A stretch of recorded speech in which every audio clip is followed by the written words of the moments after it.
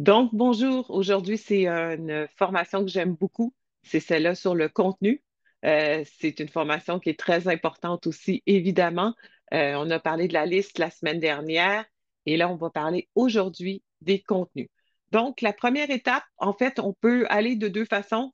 Je suis dans la page des campagnes. J'ai déjà des campagnes envoyées. C'est un compte qui est déjà populé. Et puis ici, on va parler un peu des gabarits. Deux façons pour faire des campagnes. Moi, il y a une façon que j'aime beaucoup, c'est d'aller commencer par définir la marque dans l'application. Donc, pour vous permettre d'aller créer votre marque avec votre logo, vos couleurs principales. Qu'est-ce que ça fait quand vous avez cette marque-là? Ça vous permet de créer ce qu'on appelle des gabarits intelligents, c'est-à-dire des gabarits qui seront faits à votre marque. Je vais en parler des deux façons.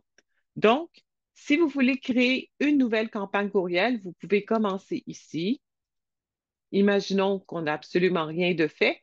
Et par défaut, dans l'application, dans l'éditeur, on a déjà un courriel. C'est un modèle qui est très de base, qui vous permet de faire un courriel. Allons le modifier. Quand on clique sur Modifier, vous allez accéder à différents blocs et différentes informations. Si on va juste fermer ici, et je vais vous montrer l'autre fonctionnalité qui est changer de gabarit. Donc, pour changer de gabarit, vous avez accès à des gabarits professionnels dans le compte de base. Il y en a quelques-uns et vous avez aussi des gabarits que vous pouvez sauvegarder comme étant vos gabarits que vous pouvez utiliser semaine après semaine. Vous avez aussi accès aux campagnes qui sont envoyées. Quand vous avez des campagnes qui sont envoyées, vous pouvez utiliser ces gabarits-là pour les renvoyer semaine après semaine. Il y a deux façons. Soit vous les sélectionnez ici, on a un message d'avertissement pour vous dire que le gabarit existant sur lequel vous travaillez serait éliminé, ou vous pouvez aussi aller dans vos campagnes et sélectionner, faire simplement dupliquer la campagne et envoyer. Je vous dirais que pour une infolette, 95-98% des gens font ça. Semaine après semaine, on duplique notre campagne et on modifie uniquement les éléments qui sont différents. Partons d'une campagne où on n'a pas du tout de gabarit. Donc, si je vais dans les gabarits professionnels, vous pouvez filtrer par l'utilisation, par l'industrie, par la saison. Si on est, par exemple, dans le temps de l'Halloween, je veux faire quelque chose à ce niveau-là, je vais sélectionner, puis je vais voir différents gabarits qui sont des gabarits pour l'Halloween. Vous pouvez les regarder en sélectionnant aperçu ou les sélectionner pour travailler dedans. Donc, aperçu vous permet de le voir, sélectionner va l'ouvrir dans l'éditeur pour travailler là-dessus. Tous ces gabarits-là sont des gabarits qui sont testés pour le mode sombre et pour le cellulaire. Je vais en parler, je vais le répéter toujours. On ne peut pas maintenant faire un courriel sans penser aux tablettes et au téléphone parce que dans la plupart des cas, au moins la moitié des cas, voire plus, dépendant de votre industrie et de vos lecteurs, vos emails, vos courriels vont être ouverts qui ne seront pas ouverts en fait sur un ordinateur, mais ils vont être ouverts sur une tablette ou sur un téléphone. Je ne sais pas autour de vous, mais moi, il y a plusieurs personnes qui ont plus d'ordinateur à la maison, qui font tout sur leur tablette. Donc, ça leur permet d'accéder à ça. Donc, il faut vraiment avoir toujours ça en tête. On ne peut pas en ce moment travailler sur un gabarit, travailler sur un courriel sans avoir ça en tête. Le mode sombre, à quoi ça sert? Le mode sombre, ça sert surtout pour sauver la batterie, hein. Donc, souvent en cellulaire, les gens, par défaut, vont être en mode sombre. Donc, ici, vous avez par Halloween, vous avez aussi pour industrie, donc dans différents domaines. Et vous avez aussi par usage, donc un type de choses, des modèles d'infolettes, tout ça. Donc, il y en a énormément. Là, j'ai un compte payant, donc j'accède à tous les gabarits, mais vous en avez beaucoup. Vous pouvez aussi travailler à partir de zéro. Ça veut dire quoi? Ça veut dire que vous avez un canevas blanc que vous dessinez entièrement ou vous pouvez même utiliser du code HTML. Si vous utilisez du code HTML, vous devez être capable de le maîtriser. Vous allez être dans un éditeur HTML. Aujourd'hui, ce n'est pas ce que je vais adresser. Moi, j'adresse tout ce qui se fait dans le designer de courriel, l'éditeur de courriel qu'on a, donc un modèle qui est en glisser-déposer qui simplifie énormément la vie. Donc, si je vais dans mes différents types, donc dans mes gabarits professionnels, j'ai différentes choses. Si je vais dans Designer, j'ai sous Designer les courriels intelligents. Les courriels intelligents, c'est quoi? C'est des courriels qui sont déjà adaptés à votre marque. Donc, vous avez déjà vos couleurs, vos logos, vos boutons sont de la même couleur, vos titres sont de la bonne couleur. Donc, tout est déjà fait. Vous avez des modèles qui sont un peu différents. Le texte, par défaut, est en anglais, mais ça a peu d'importance. Donc, vous allez avoir un modèle comme ça. Moi, j'aime beaucoup travailler là-dessus. Je trouve que ma marque est déjà là et après, j'ajoute. Je ne fais qu'ajouter. Donc, allons-y. Je vais en choisir un au hasard et on va commencer à travailler avec ce gabarit-là. Une fois qu'on est dans l'éditeur, vous voyez ici, j'ai mon gabarit intelligent. Qu'est-ce que ça veut dire? Ça veut dire que si mon titre est rose, je ne pourrais pas mettre mon titre bleu. Par défaut, tous mes titres sont roses. Par défaut, tous mes boutons sont roses. C'est pour assurer une certaine harmonie et l'application de votre marque à travers votre gabarit. Si vous voulez faire d'autres choses, vous avez juste à le sauvegarder en gabarit non intelligent et vous pourrez modifier tous les éléments visuels. Moi, j'aime bien travailler là-dessus. Je trouve que le branding, le travail est fait et puis ça reste quelque chose qui est élégant, qui est propre et qui va être cohérent. Donc, allons-y. On va aller dans l'éditeur, on va aller à l'extrême droite, les paramètres. Les paramètres vont définir la taille du courriel et tous pardon, les éléments importants. Donc, vous avez le texte qui va être centré par défaut. Vous pouvez aussi l'aligner à gauche, mes couleurs d'arrière-plan et mes fonds. Si vous voulez changer, vous pouvez les modifier ici. Donc, ici deviendrait ma couleur d'arrière-plan pour tous mes textes. C'est un peu violent, donc je vais garder ma couleur blanche pour ça. Et ici, j'ai ma couleur d'arrière-plan du contenu, donc c'est la même chose. Je vais aller mettre une couleur contrastante pour que vous voyez. Donc ici, j'ai un bloc. Ce bloc-là va être rose, donc ça change des éléments. Je le garde transparent. Vous pouvez aller jouer, voir les différents éléments, qu'est-ce que ça change. Vous pouvez ajouter des bordures pour la zone de contenu, faire un cadre, des coins arrondis pour une zone de contenu. Moi, comme c'est un gabarit que je veux qu'il soit assez naturel selon tous les formats, je mets pas de bordure à ce moment-là. Que ce soit un grand format ou un petit format, ça a l'air plus naturel. Il n'y a pas de cadre autour. Donc, j'utilise pas vraiment ça, mais vous pouvez aller jouer dans tous ces éléments-là. Là, je voulais juste vous expliquer, à chaque fois que vous allez cliquer du côté gauche, il y a un menu contextuel qui va s'ouvrir du côté droit. Si je vais cliquer dans une boîte, vous allez avoir le menu contextuel qui va s'ouvrir du côté droit. Donc là, je suis vraiment dans mes paramètres. Ça définit tout ce qui est pour mon courriel. Donc, vous avez mes couleurs, image de fond, ma police par défaut. C'est une grande image de fond. C'est quelque chose qui est très difficile à gérer. Vous pouvez faire des tests. Le problème, c'est que vous n'êtes pas maître du tout de la façon dont les gens vont les voir, sur quelle plateforme, sur quel outil. Et si vous n'êtes pas en mesure de faire tous les textes, ça peut être des expériences un peu déplaisantes pour vos lecteurs. Comme je vous dis, moi, en courriel, je prône encore beaucoup, beaucoup de simplicité pour que les éléments soient compris et ne soient pas noyés sous des choses. Vous pouvez faire du design, vous pouvez vous amuser.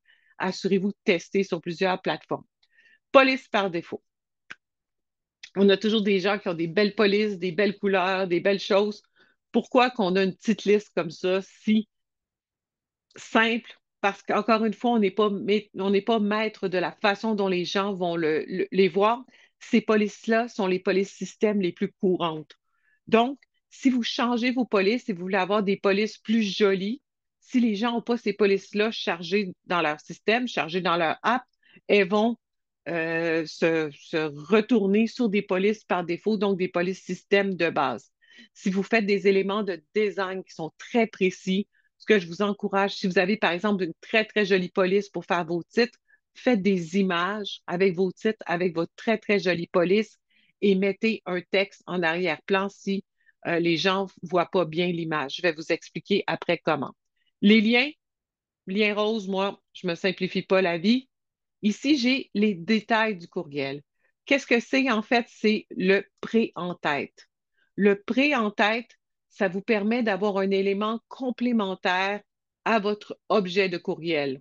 Donc, soit que c'est un élément que vous ajoutez sur un cellulaire, par exemple, il va s'ajouter dessous, juste dessous, et sur un courriel, sur un ordinateur, il va s'ajouter juste après.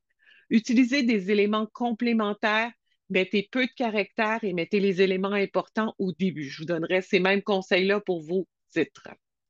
Donc, allez-y avec des éléments, par exemple, promotion spéciale. Si vous dites, euh, par exemple, grosse vente cette semaine sur notre boutique en ligne, vous pouvez mettre dans votre en-tête 20 sur les articles de Noël, 30 sur les vêtements, pour que ce soit deux accroches qui soient différentes. Si vous avez un événement que vous annoncez, vous pouvez mettre même, par exemple, les billets sont maintenant en vente pour notre souper spectacle du 20 décembre. En tête, vous pouvez mettre par exemple, inscrivez-vous avant le 20 pour un rabais. Inscrivez-vous maintenant pour un rabais. Donc, utilisez des éléments complémentaires. Je passe beaucoup de temps là-dessus, mais c'est parce que le prêt en tête est peu utilisé et fort utile. Deuxième élément, les blocs. Les blocs, c'est ce qui construit votre courriel. Donc, c'est ce qui est défini ici dans une ligne que vous voyez ici. Qu'est-ce qu'on peut faire avec un bloc? On peut le sauvegarder, l'enregistrer, on peut l'effacer et on peut le dupliquer. On peut aussi aller ici et ajouter des blocs. Vous avez différents types de colonnes. Je vous dirais, à moins d'être très cow-boy, là, les petits blocs, c'est très difficile à gérer. Allons-y, par exemple, avec un bloc. J'ajoute ici et je le fais glisser. Vous pouvez uniquement les ajouter aux endroits possibles. Donc, vous voyez ici, tout ça, c'est un bloc. Dans ce bloc-là, j'ai une image, j'ai un titre, j'ai un texte et j'ai un bouton. Donc, ici, je viens de créer un nouveau bloc. Donc, dans ces blocs-là, je peux créer du contenu. Quel contenu? Je peux mettre une image, je peux mettre une liste, je peux mettre ensuite, par exemple, une vidéo. Je vais vous montrer qu'est-ce qu'on peut faire. Ici, vous les avez tous. Images, titre, paragraphe, liste, bouton, les petits liens de séparation, des espaces, réseaux sociaux, je vais en parler, des contenus HTML. Si vous avez des contenus HTML que vous n'êtes pas capable de reproduire, vous pouvez faire un bloc HTML, la vidéo, des menus. Les menus, on les utilise beaucoup. Si vous avez un très long courriel dans votre version cellulaire, c'est une bonne idée d'ajouter un menu pour aider les gens à naviguer mieux et à découvrir votre courriel. Tableau, même chose, c'est encore des éléments qui sont très rigides. On a une tonne de petits GIFs animés que vous pouvez ajouter avec différentes choses, faire de la recherche qui sont disponibles gratuitement. Et logo, moi je l'ai déjà, vous pouvez rajouter le logo avec votre marque. Comme j'expliquais, quand vous avez des contenus, des éléments, en cliquant, vous allez avoir un menu contextuel. Ici, j'ai image. Donc, tous mes éléments d'image sont à droite.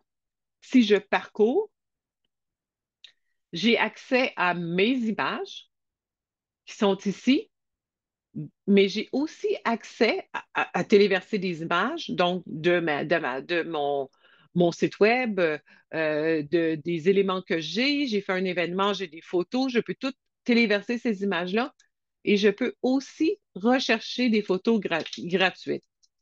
Donc, si je cherche des desserts, j'ai des éléments visuels qui sont complètement gratuits que vous pouvez utiliser.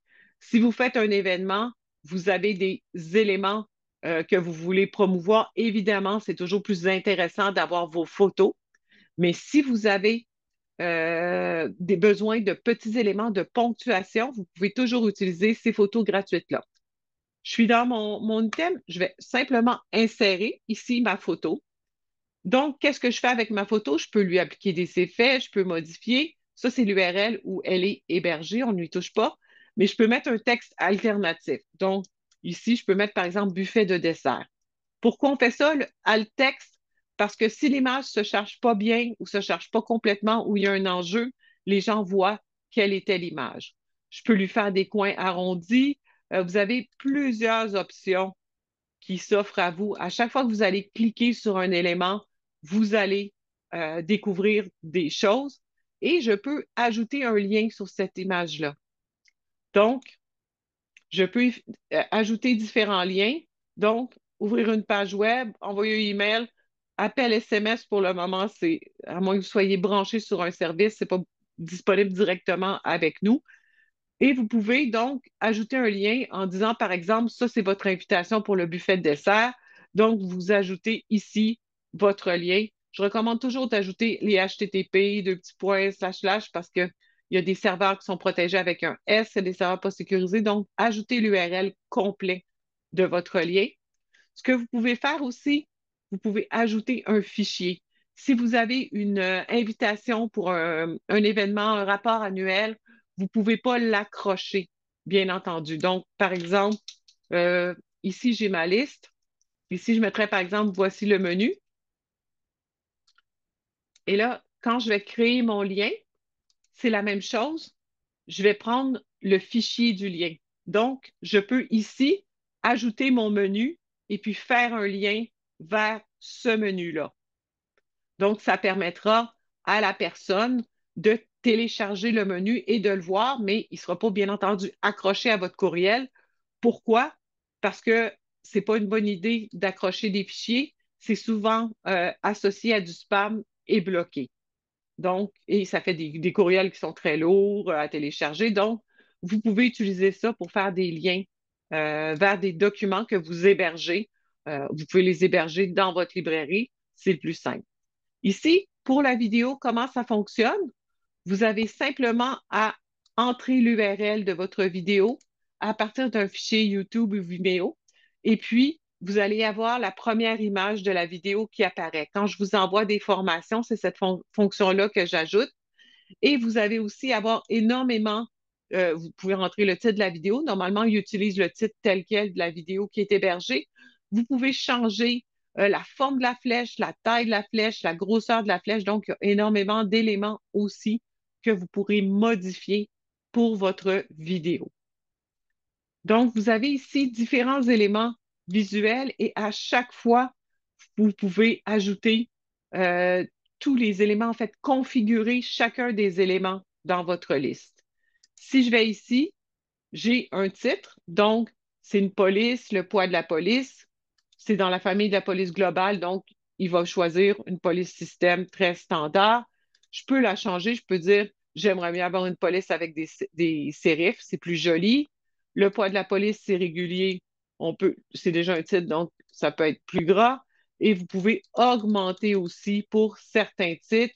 La couleur du texte peut être modifiée ici. Je ne vais pas vous faire peur, là. On va y aller avec quelque chose de violent, là, mais c'est pour les fonctions du texte. Et puis, à ce moment-là, si je veux faire un lien, je peux ajouter un lien. Mon alignement, elle est centrée. Je peux décider de mettre mon titre à droite. Ça, c'est mon espace de paragraphe, la hauteur de la ligne, les espacements. Donc, vous avez énormément d'éléments différents que vous pouvez modifier à chaque fois. Je vais vous montrer quelque chose. Je ne veux pas aller dans tous les détails parce que je vais vous laisser explorer, mais je vais vous montrer quelques trucs qui peuvent faire une différence. Ici, j'ai un contenu. Je peux dupliquer ce contenu-là. Si je me dis, par exemple, je veux avoir deux citations de clients, je peux ici dupliquer simplement. Tout est configuré simplement. Et ici, je fais juste changer.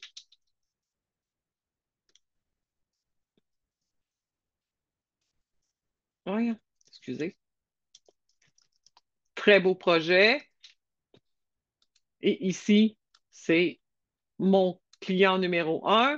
Et ici, je peux avoir une autre citation. Donc, ça vous permet, en dupliquant les lignes, ça vous permet de dire, ah oui, j'ai envie d'avoir ce contenu-là. Il est bien formaté, ça me plaît, donc je peux l'utiliser. Vous pouvez le faire pour des lignes existantes, mais vous pouvez le faire évidemment pour des lignes que vous avez créées. Ici, ce gros bloc-là avec les images, je me dis non, mon courriel est assez long. Je vais simplement le supprimer. Disparu. Keep things last. Je fais disparaître aussi. Et j'ai ici mes contenus. Bien entendu, ici, tout ce qui est texte, vous pouvez le modifier. Ici, j'ai pas d'FAQ. J'ai un lien vers le support, c'est bon. quand vous avez un lien, évidemment, il faut aller modifier les liens. Donc, ici, ça pointe vers le client du site web. Vous pouvez faire un URL. Vous pouvez faire un courriel. Donc, envoyer un courriel à Isabelle, envoyer un courriel à une autre personne. Donc, chaque élément est modifiable. Ici, je vais vous montrer pour les médias sociaux. C'est quand même important de toujours partager nos médias sociaux. Ici, donc, c'est rester en contact. J'ai changé mon titre pour en français. Je suis dans mon blog. Je me dis, j'ai effectivement une page Facebook. Donc, ici, j'ajoute mon information sur ma page Facebook, mon lien exact. Je n'ai pas de X, de compte X, je l'enlève. J'ai un compte Instagram, donc voici mon lien vers mon compte Insta. Et vous avez aussi accès à plusieurs autres fonctionnalités. Par exemple, si vous avez un compte Pinterest, si vous avez un Tumblr, un Vimeo pour des vidéos. Donc, vous pouvez mettre tous les éléments qui sont intéressants pour vous et les ajouter. Je vais rajouter, par exemple, un Vimeo juste pour vous montrer. Donc, ici, j'ai mes icônes. Dans ce set d'icônes-là, vous pouvez aussi le modifier puis dire non, moi, j'aimerais mieux des icônes en couleur. Moi, j'aimerais mieux avoir. Donc, comme je vous dis, chaque élément, à chaque fois que vous touchez quelque chose, il y a une foule d'options qui vont s'ouvrir du côté droit, les espacements, l'alignement, la taille, les remplissages du bloc, ça vous permet de gérer la taille du bloc. Donc, si vous voulez que ça soit plus, vous pouvez mettre du remplissage sur les côtés plus étroit, plus large. Ici, cette- cet élément-là, je me dis ça, c'est mes médias sociaux.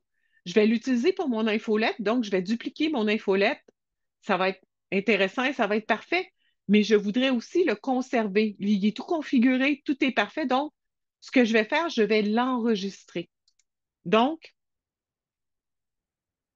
je vais l'appeler médias sociaux, entrer la description, mettons, bon, je vais mettre la même chose, là. Médias sociaux gris, parfait. Et puis mon étiquette, donc, euh, je peux mettre par exemple Facebook, médias, Instagram, WhatsApp, gris, sauvegarde.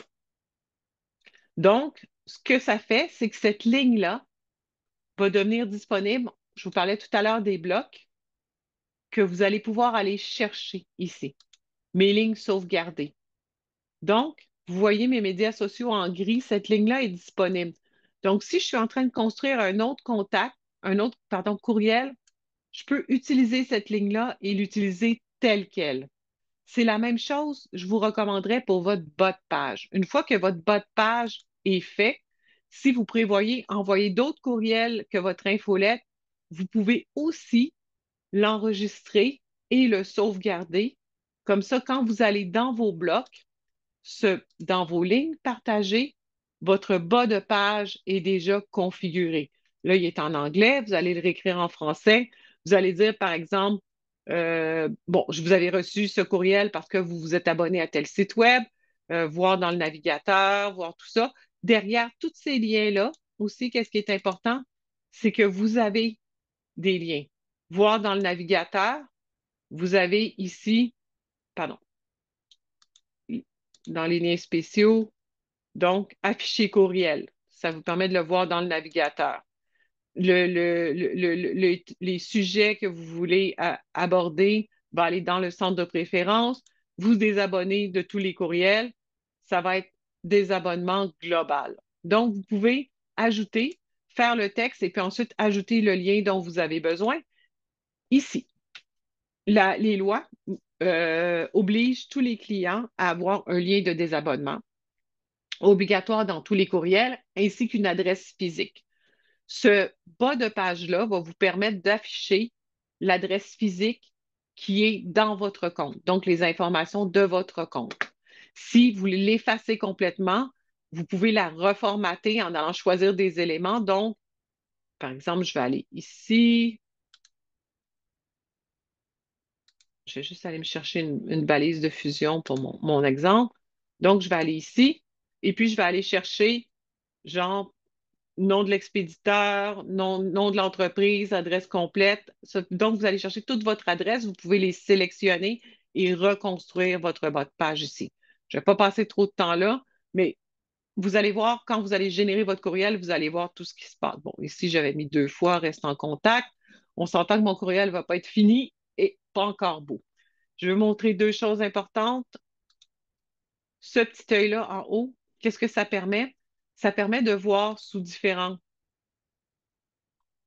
Et surtout, ça vous permet de voir sur cellulaire. J'arrive ici, là, je vois, je fais comme ouf, mon titre est tellement gros que je ne vois pas encore de contenu dès le début. Donc, il faudrait que je fasse quelque chose comme ça. Et ça vous permet aussi de voir en mode sombre si les contrastes sont assez grands.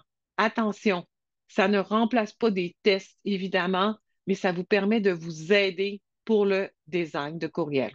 Donc, je vais fermer ici. Et qu'est-ce que je vais faire? Je vais l'appeler, par exemple, infolettre. Je vais l'appeler infolette octobre.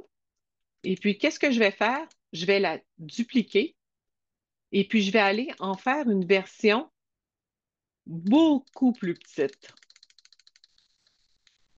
À quoi ça sert? Je vous montre un truc. Infolette octobre, je descends ici et je vais masquer sur le cellulaire. Et infolette octobre ici, qu'est-ce que je vais faire? Je vais la masquer sur bureau. Padam, je vous montre. Ici, j'ai infolette octobre sur le bureau. Ici, j'ai infolette octobre sur cellulaire qui est beaucoup plus petit. Donc, chaque élément que vous voyez sur le mobile qui aurait l'air un peu étrange, qui prend trop de place, surtout entre autres les titres, vous pouvez aller les changer, les modifier, les dupliquer très facilement et masquer une version sur votre mobile et une version sur l'écran d'un ordinateur. Ça vous permet d'entrer plus de contenu dans votre premier écran et de donner accès plus rapidement à votre contenu. Est-ce que vous redésignez tout votre courriel? Vous pouvez le voir ici. Est-ce que vous redésignez tout votre courriel? Pas nécessairement, mais ça vous permet d'avoir une bonne idée de ce que ça va avoir l'air. Je recommande, entre autres, surtout les titres, les en-têtes dès le début pour vous permettre de voir et de proposer aux gens euh, dès le début le plus de contenu possible. Voilà. Donc, vous avez des éléments quand même qui sont importants, desquels on a parlé, toutes les modifications. Donc, j'ai mis dans mes paramètres, je vais juste vérifier. Donc, je vais mettre inscrivez-vous dès maintenant. Allons-y avec cet élément-là pour vous montrer un peu de quoi ça a l'air. Donc, j'ai mon contenu. Entendons-nous, on va juste aller refaire l'entête.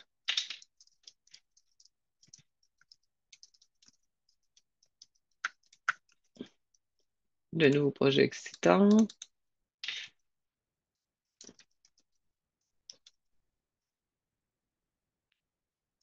C'est très bon de faire des call to action, des boutons avec la personne qui est impliquée. C'est un nouveau truc que je suis en train de découvrir. Donc, je veux le découvrir, des nouveaux projets excitants. Donc, vous avez un petit peu une idée de ce que votre contenu va avoir l'air. On va aller voir ensuite dans les éléments. Donc, ah oui, je voulais vous montrer aussi ici, on va changer, on va mettre bonjour. Et là, on va utiliser ce qu'on appelle les balises de fusion. On les a utilisées, donc, prénom. Si je fais bonjour prénom, ça veut dire que mon courriel va utiliser le prénom de la première personne de ma liste, en fait, de la personne de ma liste pour personnaliser. Donc, vous utilisez différents éléments. Le prénom, si vous êtes plus formel, vous pouvez utiliser le nom de famille, des éléments comme ça. Donc, les balises de fusion vous permettent de faire de la personnalisation un peu dans votre courriel pour certains éléments. Donc, je vais sauvegarder. Je vais fermer. Voilà. Donc, ici, j'ai mon Janine Dessert. Et vous voyez ici, dans ma liste, j'ai Apple, Bianca et j'ai le prénom qui vient de s'ajouter. Donc, quand j'ai le prénom qui est disponible, bonjour Bianca, comment ça va? Donc, vous voyez, vous pouvez voir un petit peu, on a comme une dizaine d'adresses courriel, puis ça vous permet de voir si la personnalisation est correcte. Ici, détail de la campagne. Ici, ça, c'est pour vos archives personnelles. Donc, mettez quelque chose d'explicite. Essayez de nommer toujours les choses de la même façon pour vous permettre de les retrouver facilement après, une fois qu'elles vont être envoyées. Un sujet. On a une petite application ici qui nous permet d'avoir des idées de sujets avec l'intelligence artificielle. Euh, Ça vous permet de générer. Là, je n'ai pas mis beaucoup de texte. Si vous avez beaucoup de texte, ça va vous permettre de créer un sujet avec l'intelligence artificielle. Donc, si vous avez vraiment beaucoup de documentation, regardez, il utilise Découvrir nos nouveaux projets excitants. Attention à plusieurs choses. L'intelligence artificielle a tendance à utiliser beaucoup de petits emojis et surtout ce petit emoji-là. Donc, il peut être identifié avec l'intelligence artificielle.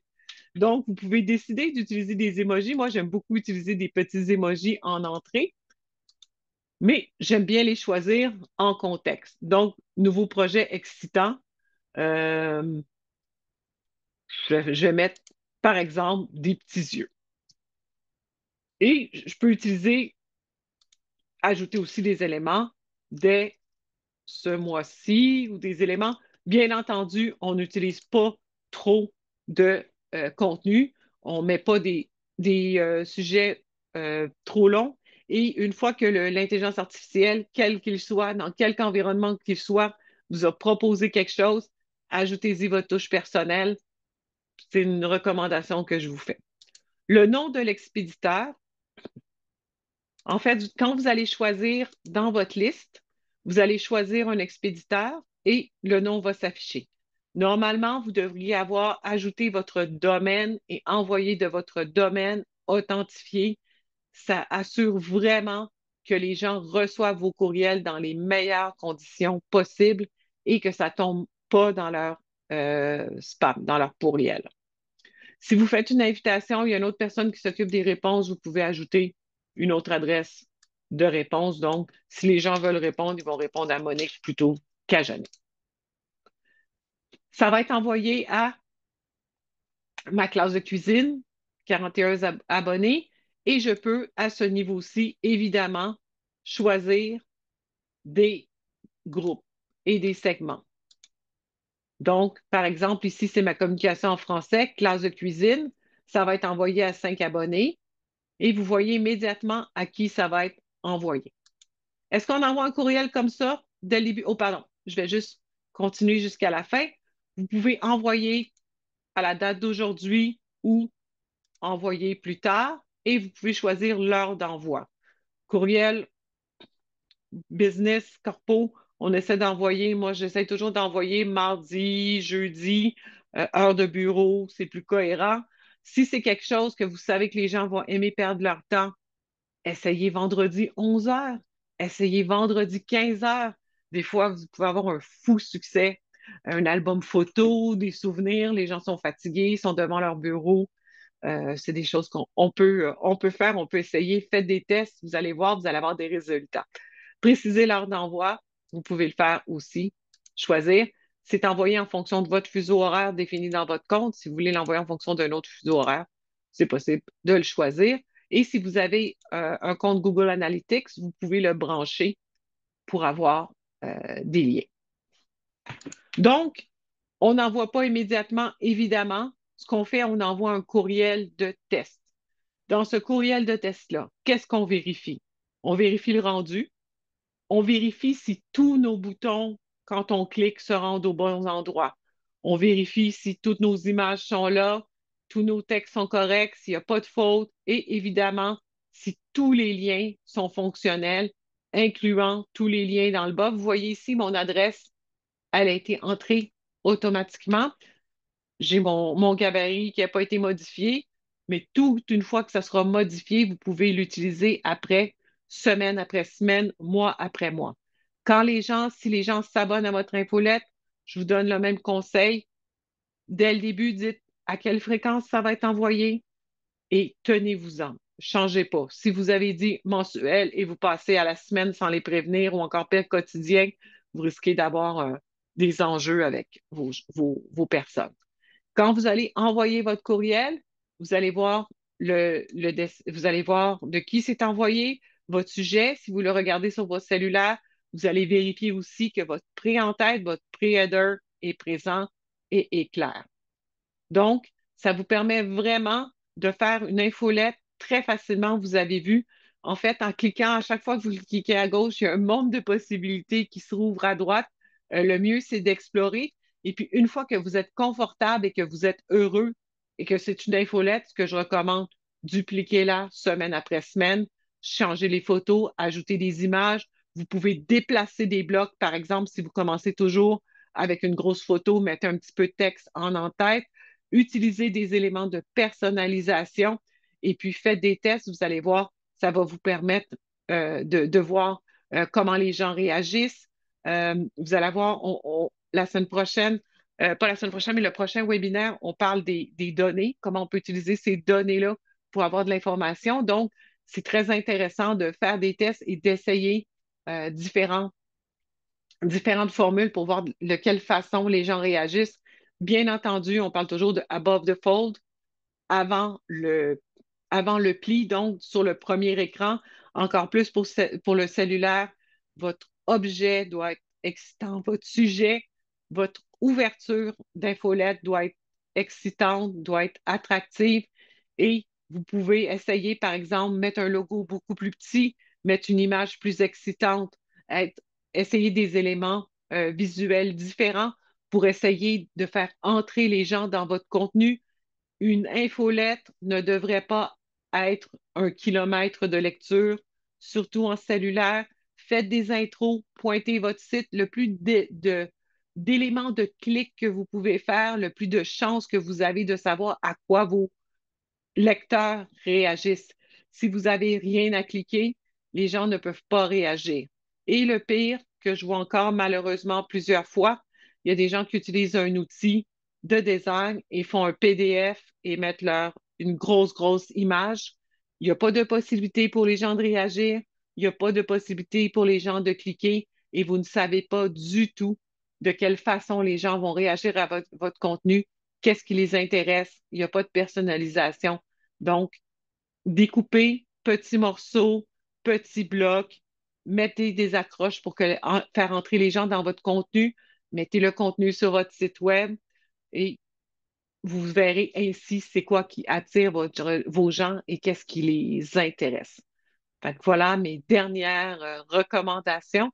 J'espère que vous avez apprécié ce webinaire-là. Comme je vous dis, c'est un de mes chouchous. J'adore faire du design. Donc, ce que je fais, je vais arrêter l'enregistrement et puis je vais ouvrir les micros pour les questions.